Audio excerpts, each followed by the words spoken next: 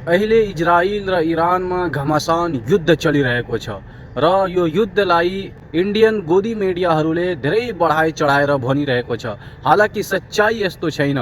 तपाईहरूलाई म सच्चाइकोतिर लिएर गइरहेको छु। यो भिडियोलाई पुरै हेर्नुहोला। धेरै लम्बा छैन, मात्रै 2 मिनटको भिडियो छ। म तपाईहरूलाई एक एक कुरा बताउँदै छु कि इरानले कस्तो अट्याक गरेछ, इजरायलले कस्तो अट्याक गरेछ, इरानमा कति जना मरेको छ र इजरायलमा कति जना मरेको छ र कुन कुन मिसाइल कुन कुन ड्रोन्स युज गरेको छ, म सबै कुराहरू भन्छु। तपाई पुरै भिडियो हेर्नुहोस्। 13 जुन 2025 मा इजरायलले इरानमाथि ठूलो हवाई हमला गर्यो। यो हमला राइजिन लाइन नामक अपरेसन अन्तर्गत गरिएको थियो। इरानका नतान्ज, फोर्दो, इस्फहान र तब्रिज जस्ता स्थानमा रहेको सैनिक र परमाणु केन्द्रहरू निशाना बनाइयो। यस हमलामा धेरैजसो इरानी क्रान्तिकारी गार्डका कमान्डर र वैज्ञानिकहरू मारिएका छन्।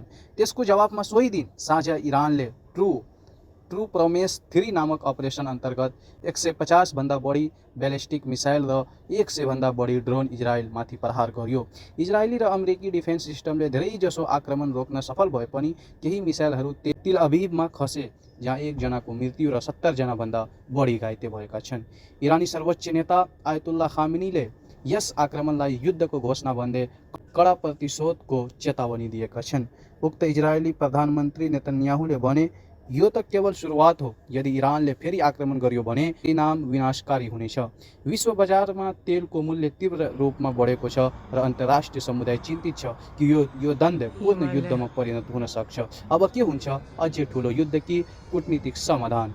थप अपडेटका लागि हाम्रो पेज फलो गर्न नबिर्सनुहोस्। हामी सबै प्रार्थना गरौँ संसार फेरि एक ठुलो युद्धबाट बचोस्। Thank you so much. तपाईहरू सच्चाइ सुन्नुभएको छ, यही सच्चाइ हो र यो टाइम्स अफ इन्डियाको न्युजबाट लिएको यो एकदमै महत्त्वपूर्ण हो तपाईको लागि। Thank you so much. जय नेपाल।